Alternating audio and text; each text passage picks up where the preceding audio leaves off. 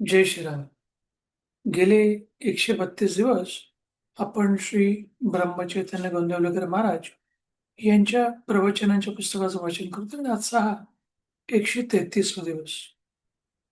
गोंदवले सातारा महाराष्ट्रातील थोर संत ज्याने आयुष्यभर श्रीरामाच्या नामाचा जप केला आणि लोकांना श्रीरामाच्या जीवनाची महती साध्या सोप्या भाषेत सांगितली.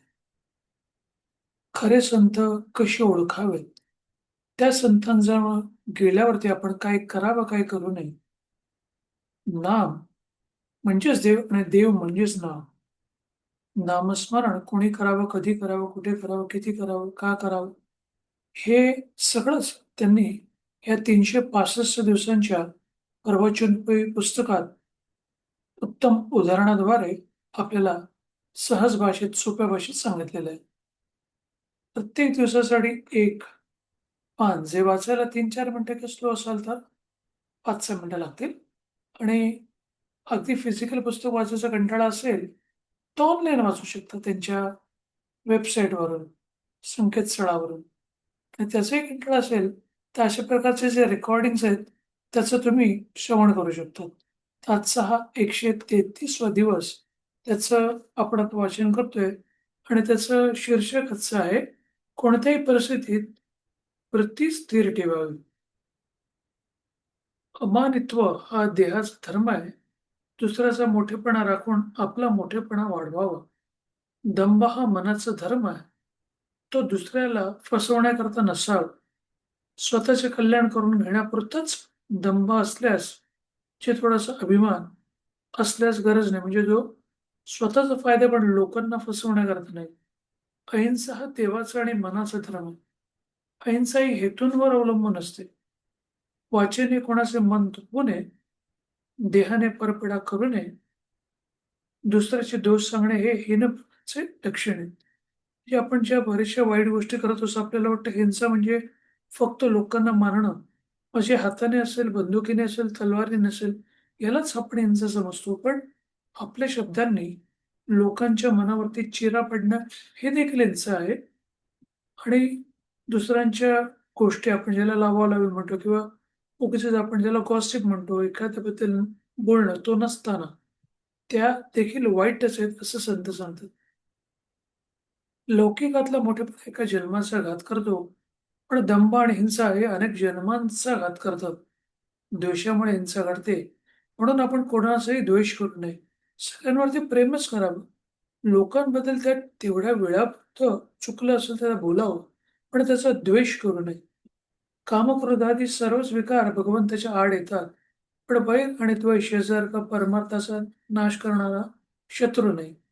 स्वार्थामुळे द्वेष घडतो. स्वार्थ जायला नामासारखे दुसरे साधन नाही. आपली वाचा दुसऱ्याला शिकवण्यासाठी किंवा मोठेपणा बाळगण्यासाठी नाही. वाचेने, जिभेने बोलता येते आणि खाली येते. नेहमी सत्य आणि गोड बोलावे आणि खालच्या बाबतीत जीभ आपल्या ताब्यात ठेवावी.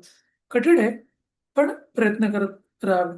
स्वतःची चित्तशुद्धी करून घेऊन संतांचे गुण आपल्या आचरणात आणण्याचा प्रयत्न करावा.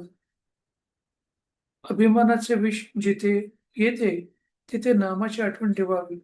हिरण्यकशिपूच्या ठिकाणी देखील भगवंत नव्हता असे नाही. कुंपण फार वाढल्याने शेत दिसेनासे झाले. तसेच हिरण्यकशिपूचे झाले. ज्याने भक्त प्रल्हादाला भरपूर त्रास झाला. म्हणजे स्वतःच्या मुलाला का तो तो विष्णू भगवान विष्णूंचं नाव घेतो. स्वतःच्या ठिकाणी भगवंत आहे हे हिरण्यकशिपू अभिमानाने विसरला. त्यामुळे भगवंताला खांबात दिसावे लागले. अभिमान जरुरीपुरताच ठेवावा. मी रामाचा आहे असा अभिमान मात्र असावा. नामाची कास धरावी, नारायणाचे दर्शन व्हावे असे नाही प्रल्हाद म्हणा. नाम सोडणार नाही असे म्हणाल. म्हणजे नारायण किंवा देवाचं नाव घेणं म्हणजेच देव. देवाचं नाव घेतलं म्हणजे देव आला. त्यासाठी स्पेशली सेपरेट कोणी देव दिसण्याची गरज नाही. लहानपणाची वृत्ती चांगली असते. लहानपणात सुख नाहीच आणि सगळा फायदाच असतो. भगवंताजवळ आपण लहान मूल झाल्याशिवाय त्याच्या कृपेला पाना फुटणार नाही. म्हणून आपल्या आपण भगवंतापाशी लहान व्हावे. लहानपण हे वयावर अवलंबून नसून आपल्या वृत्तीवर अवलंबून असतं. कोणाशी वाईट विचार मनात आणू नये. त्यापासून आपले मन गढूळ येते, की याचा अर्थ असा नाही की चुकलेलं असेल तर बोलू नये. चुकलेलं असेल तर बरं जरूर बोलावं. पण त्याच्याबद्दल सतत आपलं मन कलुषित करून घेऊ नये. त्याच्या चुका सतत दाखवाव्या. पण जगातल्या तोच एक मनुष्य किंवा तीच एक संस्था किंवा तीच एक गोष्ट वाईट आहे, असं लोकांना सारखं सांगत बसू नये. माझा प्रपंच जसा व्हायला असेल तसा हो, पण तुझा विसर मला पडून देऊ नकोस. असं परमेश्वराला अनन्य देणे म्हणावे. मला खात्री आहे, तो तुमच्या सहाय्याला आल्यापासून राहणार नाही. शेवटचं वाक्य. वृत्ती स्थिर करण्याकरता तिला स्थिर वस्तूवर चिटकवून ठेवली पाहिजे. आता या सगळ्या गोष्टीतून आपल्याला हेच समजतं, की कोणत्या स्थितीत वृत्ती स्थिर ठेवावी, हे संतांनी सांगणं वेगळी गोष्ट आहे. पण आपल्याला पदोपदी याची जाणीव होते, की एवढं सोपं नाही. पण नामस्मरणाच्या सतत आपण त्याचा पाठमोरा करून किंवा नामस्मरण सतत घेऊन ह्याच्यावरती आपण कंट्रोल आणू शकतो. जसं काम, क्रोध, लोभ, मद, मोह, मत्सर हे षडरूप आहेत. ते संपवता येत नाही, पण त्याच्यावरती कंट्रोल आणता येतो.